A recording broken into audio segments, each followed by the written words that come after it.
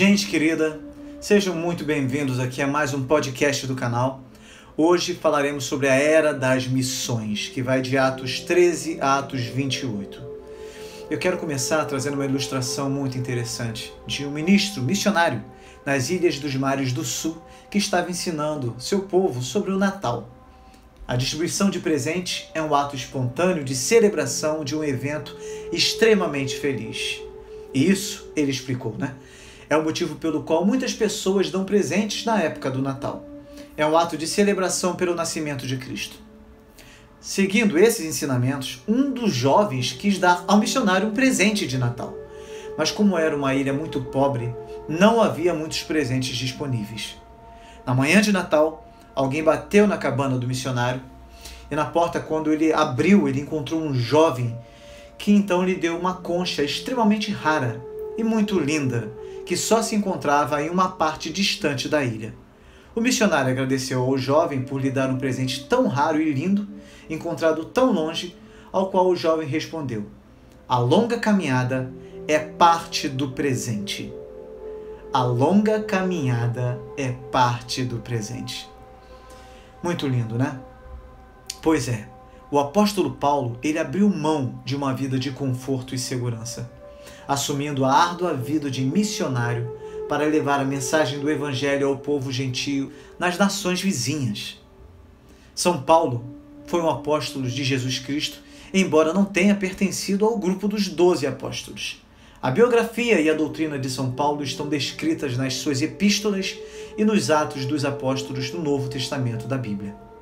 Convém nos determos sobre como foi a vida de Paulo para podermos compreender melhor toda a sua obra e influência. Sabe-se muito mais acerca de Paulo do que acerca de qualquer outro personagem apostólico. Nosso conhecimento sobre esse apóstolo e a sua carreira é praticamente tudo quanto se sabe acerca do desenvolvimento do cristianismo durante aqueles dias.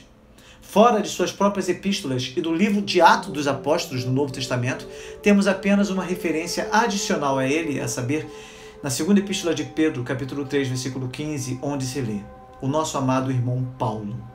A fonte primária de informação, portanto, é o livro de Atos, e a fonte secundária de informação são as suas epístolas e as alusões incidentais que ele faz a si mesmo e às suas viagens.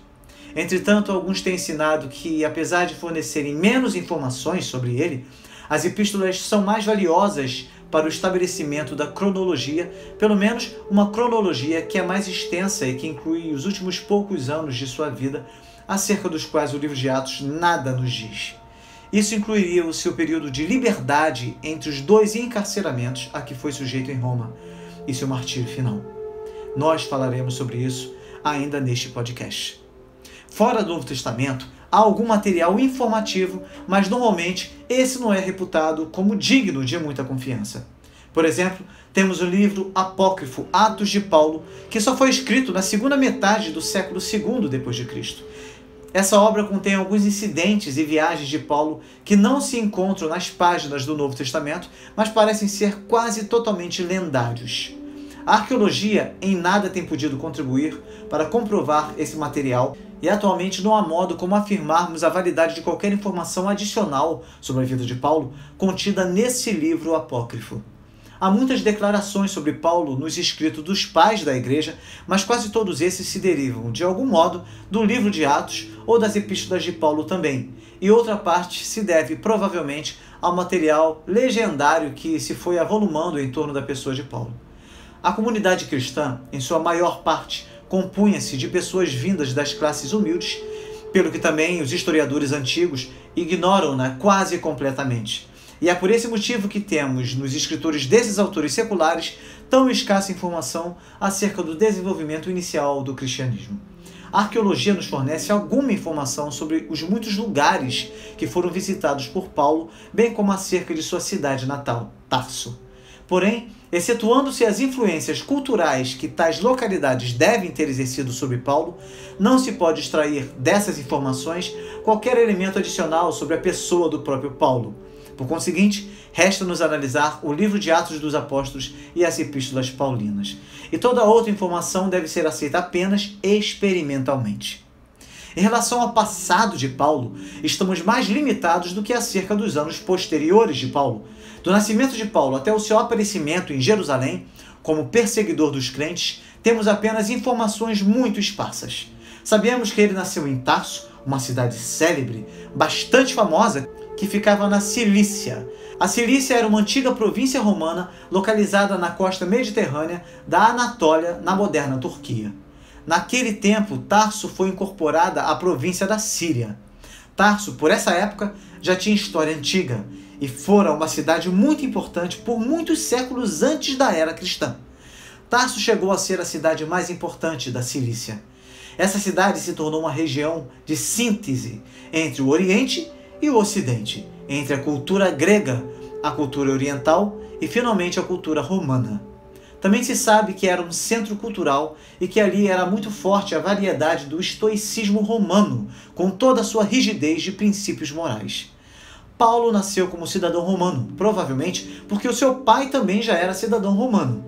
Ao nascer o menino, recebeu o nome de Saulo, provavelmente devido ao rei Saul, também chamado de Saulo, que, como já vimos, foi o primeiro rei do antigo reino de Israel, mas é provavelmente que também fosse chamado Paulo como um cognome ou apelido latino.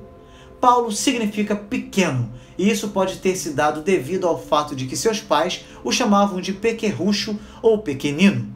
Mas também é possível que ele tenha recebido o nome de Paulo simplesmente por ter som semelhante ao nome de Saulo. As passagens de 1 Coríntios 2, versículo 3 e 2 Coríntios 10, versículo 10, talvez indiquem que a aparência física de Paulo não era impressionante. É possível que o apóstolo Paulo tivesse um nome romano, mas nesse caso não deve tê-lo usado com frequência, porquanto não temos nenhuma informação sobre qual seria esse nome.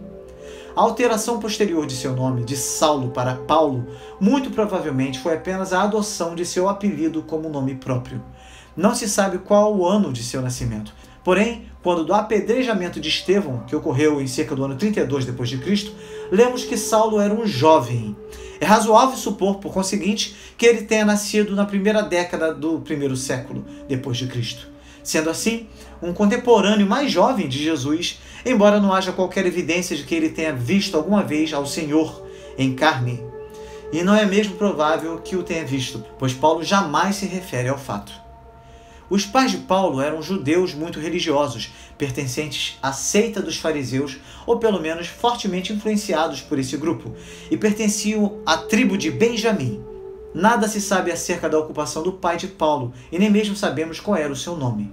Jerônimo cita uma tradição que assevera que a família de Paulo viera originalmente da Galileia, e que dali migrara para Tarso. Se essa tradição expressa a verdade, então o fato de que eram cidadãos romanos mostra que essa imigração tivera lugar em tempo considerável antes do nascimento de Paulo. De conformidade com o livro de Atos, Paulo tinha uma irmã que vivia em Jerusalém. Verifique só em Atos 23, versículo 16. Mas não há menção de qualquer irmão. O próprio Paulo aprendera uma profissão provavelmente em Tarso, a de fabricante de tendas. Verifique só em Atos 18, versículo 3. Posto que era costume entre os judeus ensinar aos filhos alguma profissão. Não é improvável, pois, que o seu pai também tivesse sido fabricante de tendas, o qual teria ensinado essa arte ao seu filho. Paulo foi instruído no judaísmo estrito, e os seus principais interesses se centralizavam nas questões religiosas, éticas e metafísicas. Alguns acreditam que Paulo era bem instruído na cultura, na estética e na filosofia grega e romana, à base de texto como Atos 17. Mas outros, alicerçando-se em Atos 22, versículo 3 e Atos 26, versículo 4, procuram mostrar que a permanência de Paulo em Tarso, quando menino, deve ter sido muito breve, porquanto ele mesmo diz que se criara em Jerusalém. Quanto a esses detalhes, não podemos ter certeza, mas o exame detido das epístolas de Paulo mostra que ele deve ter estudado a filosofia histórica por causa da grande similaridade aos escritos de Sêneca, que foi um filósofo estoico e um dos mais célebres advogados, escritores e intelectuais do Império Romano. O idioma grego dos escritos de Paulo é uma excelente variedade do grego helenista, não dando evidências de ter sido uma linguagem adquirida. Em Jerusalém, Paulo estudou sob orientação do grande rabino Gamaliel, o Velho, que era altamente respeitado como mestre. As palavras de Paulo em Gálatas 1, versículo 14, mostram-nos que ele era indivíduo intensamente religioso desde a juventude, tendo se destacado nessas questões acima dos outros jovens de sua idade.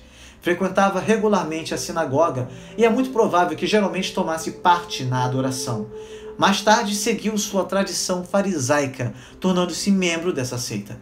Sendo indivíduo religioso tão intenso, tinha alta consideração pelas Escrituras e a sua conversão não alterou a sua atitude, embora suas epístolas demonstram a influência de outros treinamentos. Os filósofos estoicos e cínicos de Tarso eram geralmente evangélicos em suas abordagens, porquanto pregavam nas esquinas das ruas, nos mercados e em outros lugares públicos. Por essa causa, Paulo deve tê-los conhecido e muito provavelmente também estudou em suas escolas.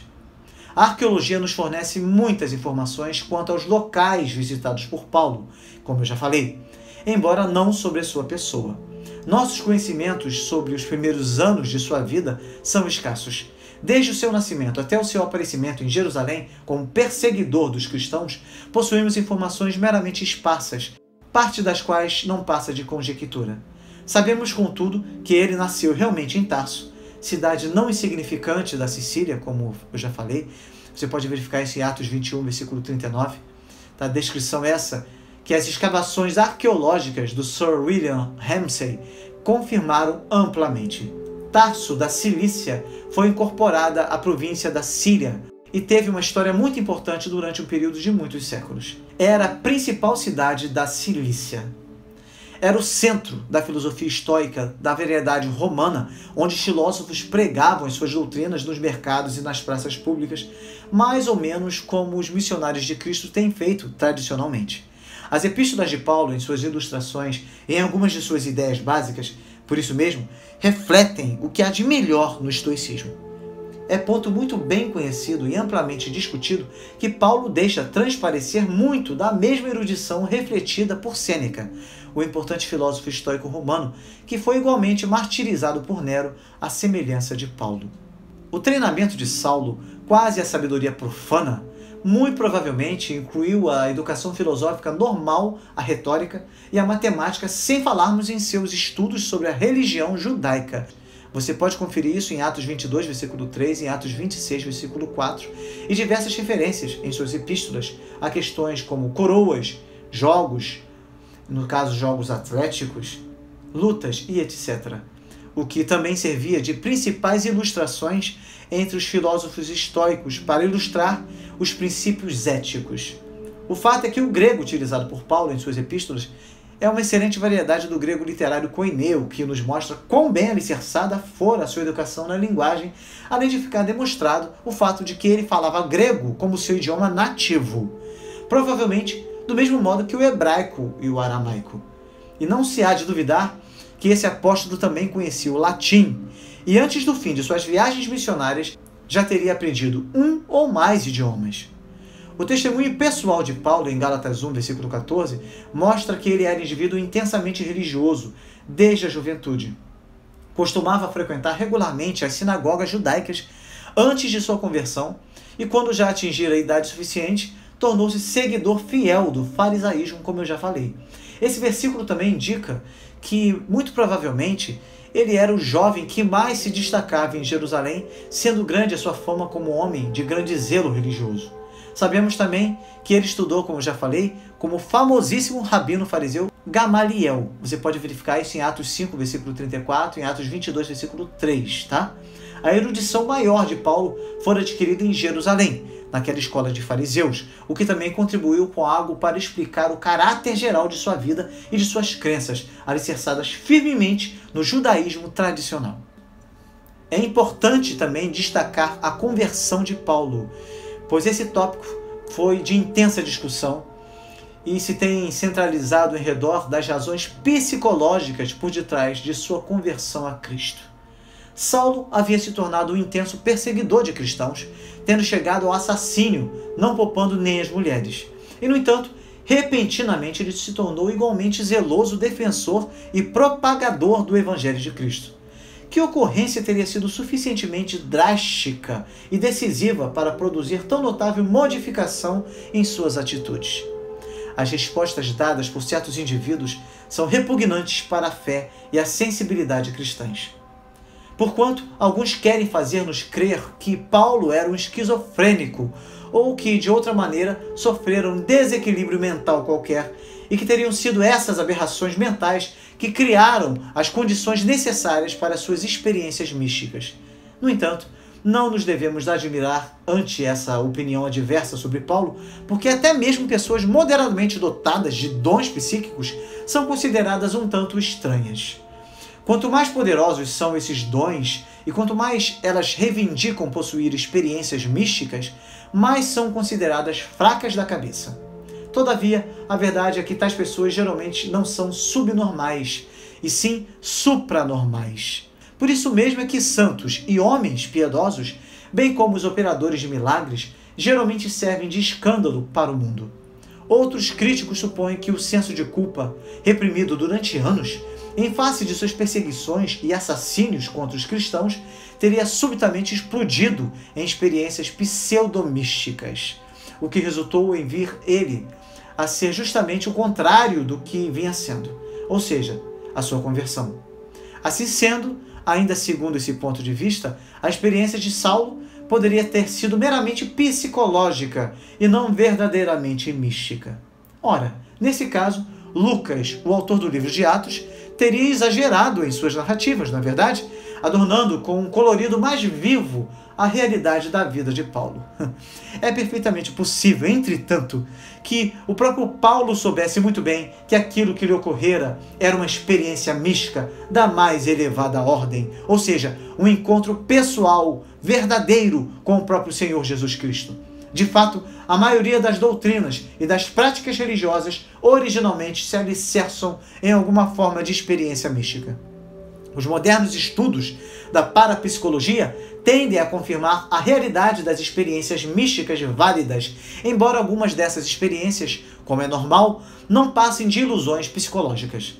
O fato de que a personalidade de Paulo foi transformada tão radical e permanentemente é um ponto positivo em favor da validade de sua experiência e em prol da realidade de sua origem, porquanto o Senhor Jesus está vivo e não se há de duvidar que teve contatos pessoais após a sua morte, ressurreição e ascensão aos céus com Paulo, desde o momento de sua conversão na estrada de Damasco.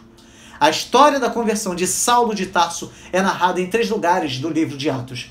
Você pode verificar em Atos 9, versículo 3 ao 19, Atos 22, 6, 21 e Atos 26, versículo 12 ao 18. Havendo algumas variações quanto às minúcias, o que nenhuma pessoa sensata pode negar, ante a simples leitura dessas passagens.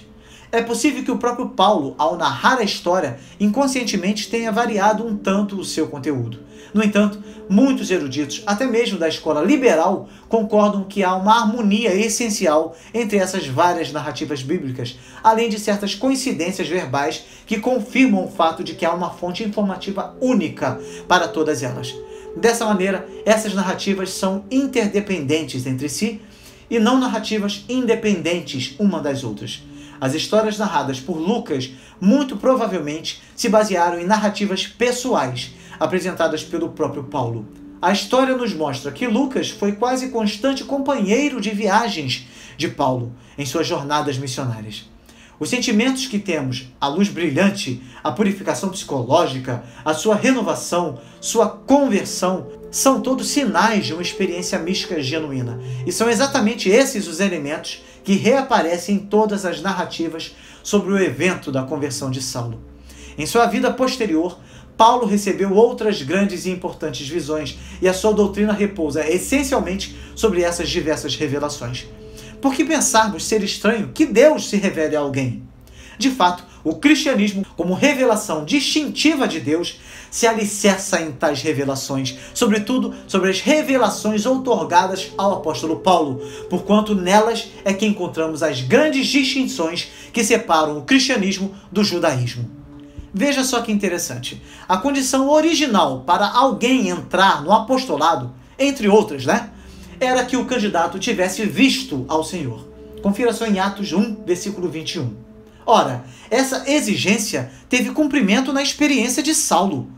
Quando, já apóstolo, refere-se Paulo por 4 vezes em suas epístolas à sua experiência de conversão.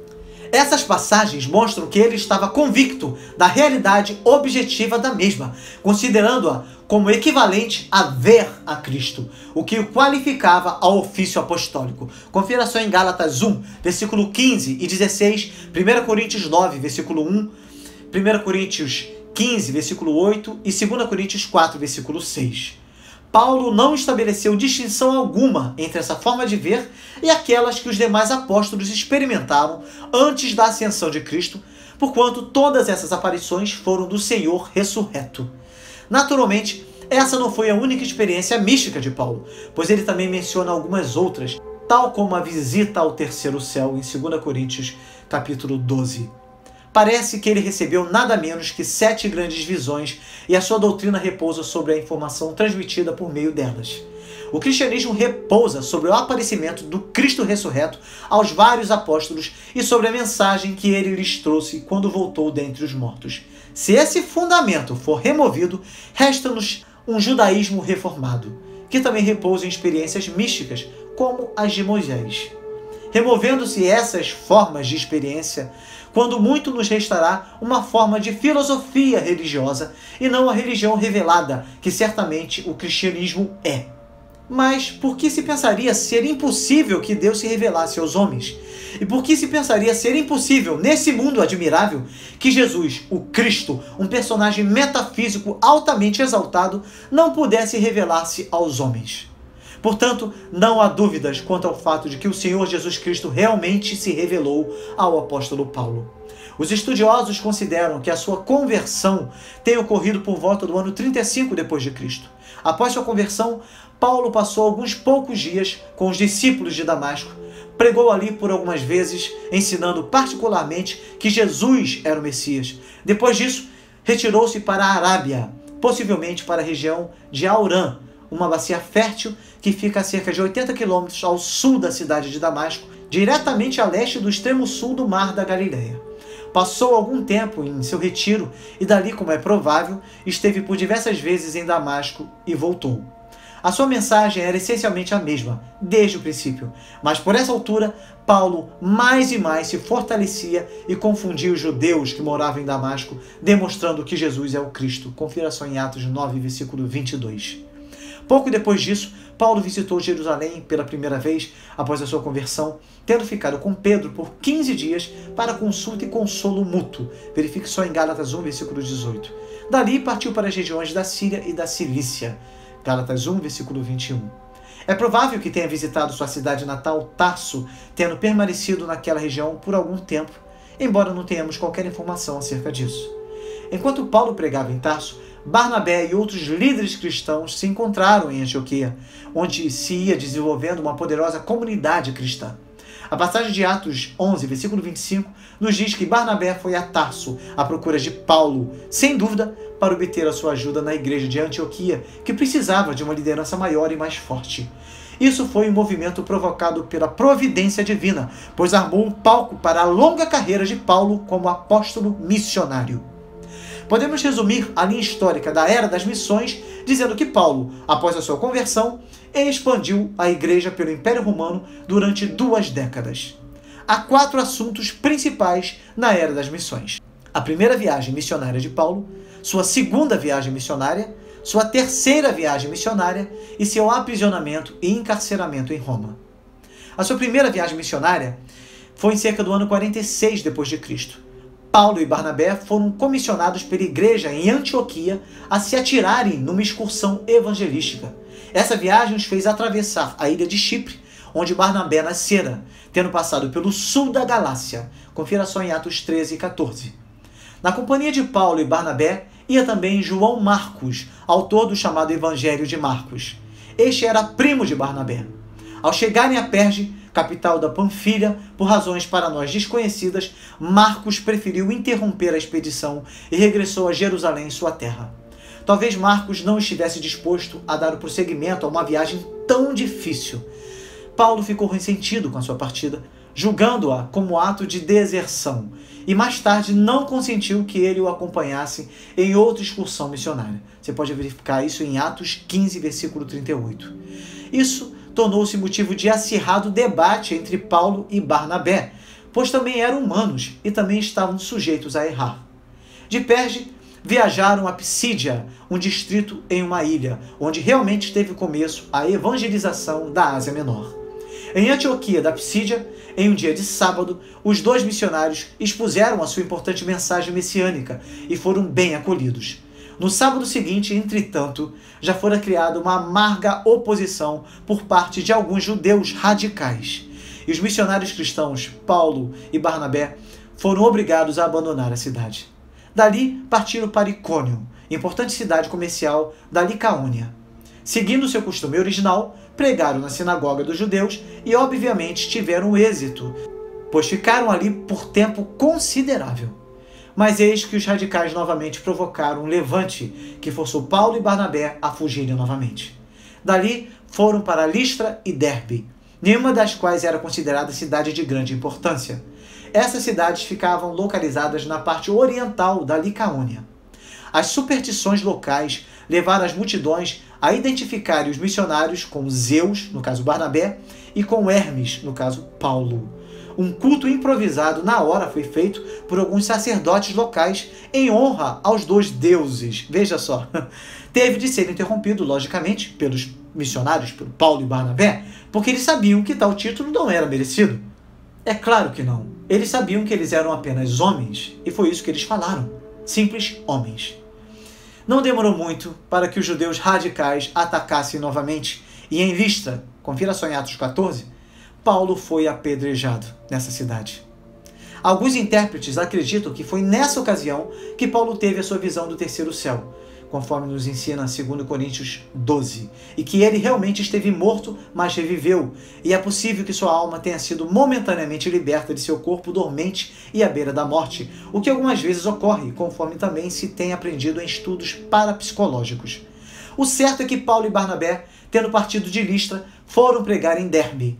Começaram a voltar desse ponto, a fim de confirmarem na fé os novos convertidos, e assim passaram sucessivamente por Listra, Icônio e Antioquia da Psídia.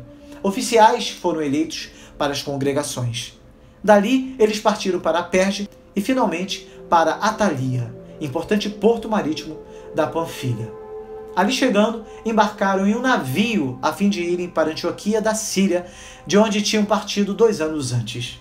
Essa primeira viagem os levara às áreas de Chipre, Panfilha, Psídia e Licaônia, e nesses lugares novas igrejas cristãs foram estabelecidas.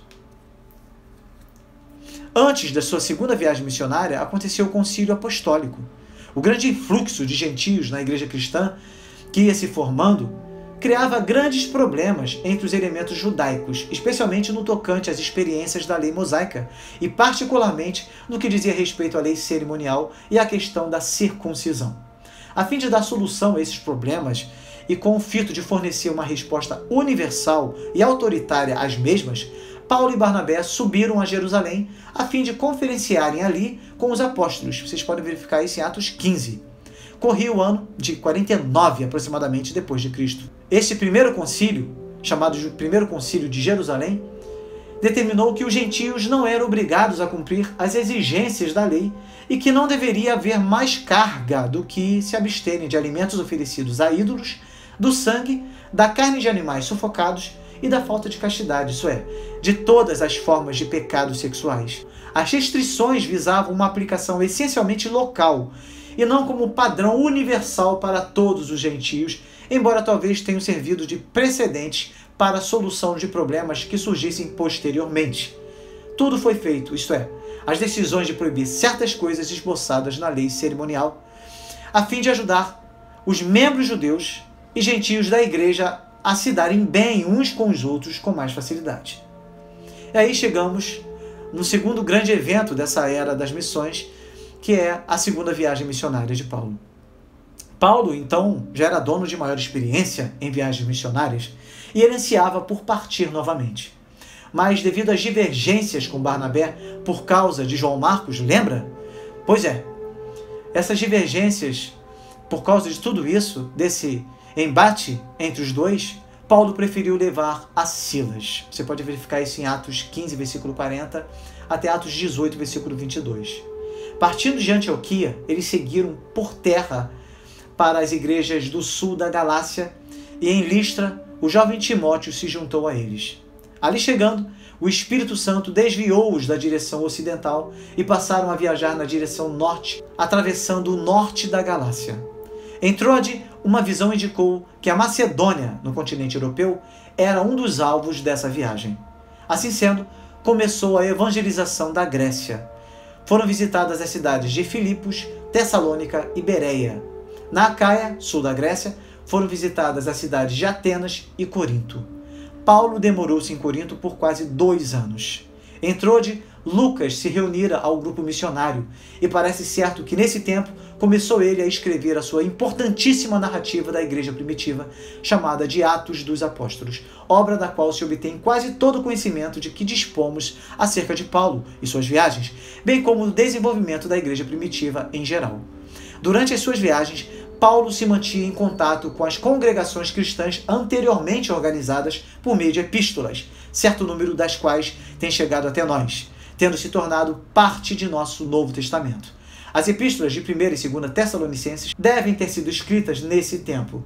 De Corinto, Paulo partiu para Éfeso, onde ficou durante pouco tempo. Dali, em viagem apressada, passou por Jerusalém e chegou a Antioquia da Síria. Dessa maneira, se encerrou a sua segunda viagem missionária. Essa segunda viagem missionária, evidentemente, ocupou de 1 ano e meio a 2 anos, e provavelmente terminou em cerca do ano 51 depois de Cristo. Depois disso, Paulo passou mais algum tempo, quanto exatamente nós não sabemos quanto tempo, mas é certo que ele passou mais algum tempo em Antioquia da Síria. O terceiro grande evento da era das missões é a terceira viagem missionária. Foi a época do ministério em volta do mar Egeu. Você pode conferir em Atos 18, versículo 23, até Atos 20, versículo 38. Sobre diversos aspectos, esse foi o período mais importante da vida de Paulo. A província da Ásia foi evangelizada e postos avançados do cristianismo foram lançados na Grécia. Durante esses anos, Paulo escreveu 1ª e 2ª Coríntios, Romanos e talvez, ainda que não todas, algumas das chamadas epístolas da prisão, 1ª e 2ª Timóteo e Tito. De Antioquia, Paulo partiu para Éfeso. Ali passou cerca de 3 anos, tendo estabelecido um dos centros mais importantes do cristianismo, a despeito da feroz oposição, movida tanto pelos judeus como pelos aderentes da adoração à deusa Diana. Desse ponto, provavelmente, Paulo visitou diversas outras áreas ao redor, mas seu trabalho principal se concentrou em Éfeso. Também tornou a visitar as congregações cristãs ao redor do mar Egeu, que haviam sido anteriormente fundadas. Atravessando Trode, Paulo chegou a Macedônia, onde escreveu a epístola chamada 2ª Coríntios, e dali partiu para Corinto. Nessa cidade, ele passou o inverno e escreveu a epístola aos Romanos, antes de continuar a viagem até Mileto, um porto próximo de Éfeso. Por essa altura, Paulo desejou subir a Jerusalém a fim de levar auxílios aos crentes pobres dali, empobrecidos pela perseguição e pela fome. Esses auxílios foram enviados pelos crentes gentílicos, tá?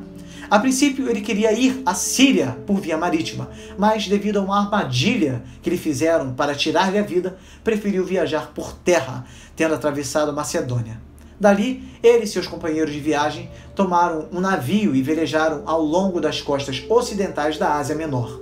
Breves paradas foram efetuadas em diversos lugares, incluindo Mileto, cidade portuária de Éfeso, o que forneceu a Paulo a oportunidade de se despedir finalmente dos crentes que ali habitavam. Finalmente, desembarcaram em Tiro, na costa da Síria. A despeito das várias advertências sobre os perigos que ele teria de enfrentar em Jerusalém, Paulo prosseguiu viagem. Paulo chegou em Jerusalém no Pentecoste, provavelmente em cerca do ano 56 depois de Cristo. Sua terceira viagem missionária, por conseguinte, terminou após um pouco mais de 3 anos de atividades.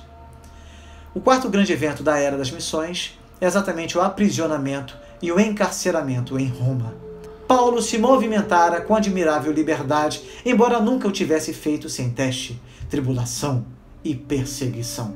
Jerusalém rejeitara muitos homens piedosos, muitos profetas e o próprio Jesus, e Paulo não estava destinado a conseguir maior êxito ali.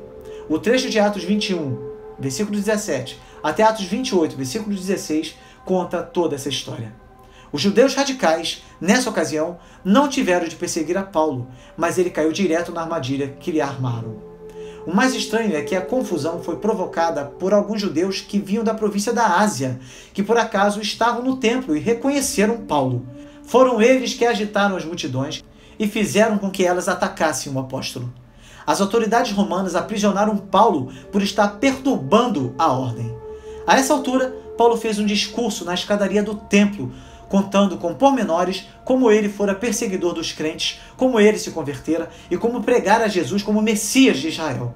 Paulo foi ameaçado de açoites pelas autoridades romanas, mas, informando-as de que era cidadão romano, o tribuno militar o soltou.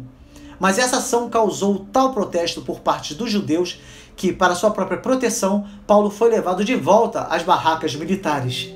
Os judeus, ato contínuo, conspiraram em matá-lo e por isso Paulo foi removido para Cesareia com um grupo armado. Ali Paulo foi conduzido à residência de Félix, procurador romano. Paulo foi guardado sob sentinela no palácio de Herodes, e aparentemente esteve em Cesareia pelo espaço de 2 anos, e alguns creem que ali ele escreveu a sua epístola aos Colossenses, aos Efésios e a Filemon. Mas uma data posterior para essas epístolas é mais provável. Após 2 anos de administração mal sucedida, Félix foi chamado de volta a Roma e Pórcio Festo tomou o seu lugar. Este era um homem de caráter amargo. Isso aconteceu cerca do ano 58 d.C. Quando o novo procurador se recusou a ouvir o caso de Paulo em Jerusalém, os judeus desceram a Cesareia a fim de acusarem Paulo ali.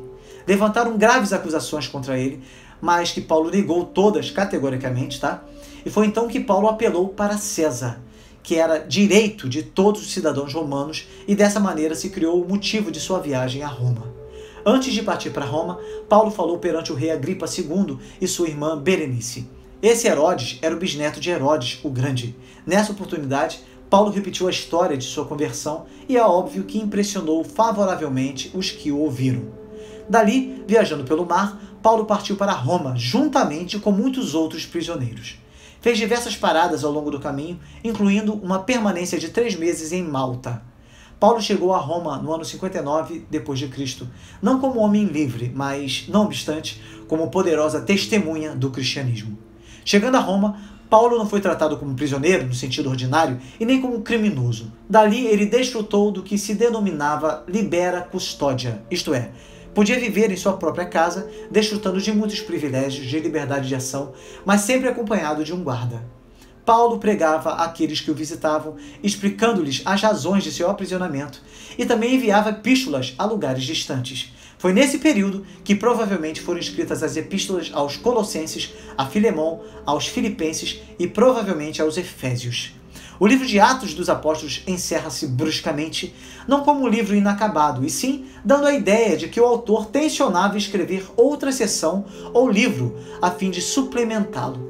Lucas escreveu um evangelho, então essa história, e não é de modo algum impossível que ele tivesse planejado ainda um outro volume. De conformidade com a tradição cristã primitiva, Lucas continuou sendo fiel auxiliar de Paulo até o martírio deste, e então deu continuação ao seu ministério no Evangelho por mais de 20 anos, até o ano 84 d.C., até que finalmente faleceu em Beócia, na Grécia, com a idade de 84 anos. Se podemos confiar nessa tradição, ficamos completamente atônitos, por não sabermos por que não foi completada a história de Paulo em um escrito subsequente, juntamente com outros importantes acontecimentos que estariam ocorrendo na igreja após o falecimento de Paulo. Agora eu gostaria de falar, como disse que falaria nesse podcast, sobre o que aconteceu, na Espanha. Paulo foi livre? Bem, vamos falar sobre isso, Nenhum relato bíblico nos diz que Paulo foi libertado novamente a fim de ministrar outra vez, mas existem algumas evidências que dão essa indicação. É possível que Paulo tenha sido libertado em cerca do ano 63 d.C. e que tenha visitado tanto a Espanha como a área do mar Egeu, uma vez mais. A Epístola de Clemente, no ano 95 d.C., o Cano Muratoriano, do ano 170 d.C., e o livro apócrifo Atos de Pedro, do ano 200 d.C. aproximadamente, falam de uma visita de Paulo à Espanha, As epístolas pastorais, ou pelo menos 2 Timóteo, parecem envolver um ministério posterior à história narrada no livro de Atos, desenvolvido no Oriente, pelo que também parece que Paulo pôde cumprir o seu desejo de visitar a Espanha, conforme expressou em Romanos 15, versículo 24. Não se sabe quais as circunstâncias do segundo encarceramento de Paulo, embora a tradição indique que ele foi aprisionado pela segunda vez, levado de volta a Roma e lançado na prisão. Sabe-se que Nero odiava os cristãos e que chegou mesmo a usar os seus jardins pessoais como local de torturas cruéis, nos quais os cristãos eram obrigados a enfrentar animais ferozes. Essa perseguição rebentou em cerca do ano 64 d.C. Provavelmente, Paulo foi aprisionado com muitos outros cristãos em cerca do ano 64 d.C. Na qualidade de cidadão romano, é provável que tenha sido julgado por um tribunal, mas quais tenham sido as acusações contra ele, ou quais as condições do julgamento, não temos meios de saber. Paulo sofreu martírio em Roma, provavelmente no ano 65 d.C. De acordo com certa tradição, foi decapitado. É possível que nesse período final de sua vida tenham sido escritas as chamadas epístolas pastorais, 1 e 2 Timóteo e Tito, e igualmente a epístola aos Efésios. Assim terminou a carreira do maior e mais influente exponente do cristianismo em toda a sua história. Após ter combatido o bom combate, ter terminado a carreira e ter conservado a fé.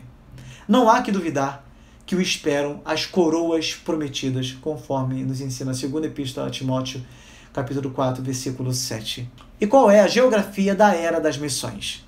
Bem, é simples. É só você desenhar uma flecha da Antioquia até a Galácia e você colocar o número 1 perto dela. Depois você desenha uma seta da Antioquia para a Grécia e você coloca aí o número 2, tá, perto dela. Você desenha uma flecha da Antioquia para a Ásia e coloca aí o número 3 perto dela. Tá, isso representa o movimento geográfico dessas viagens missionárias de Paulo. E é só você desenhar agora uma seta da Cesareia para Roma e colocar o número 4 ao lado para você representar os julgamentos e a prisão de Paulo durante a Era das Missões. Bem, foi isso. Ficamos por aqui. Muitas informações foram passadas sobre esse grande homem. Espero que você tenha curtido bastante o podcast. E se você curtiu, dê o seu like, deixe o seu comentário. Pegue esse podcast e compartilhe com seus contatos, com seus grupos de WhatsApp, suas demais redes sociais. Faça isso para que mais pessoas tenham acesso à palavra de Deus também. Tá bom? Até o próximo podcast.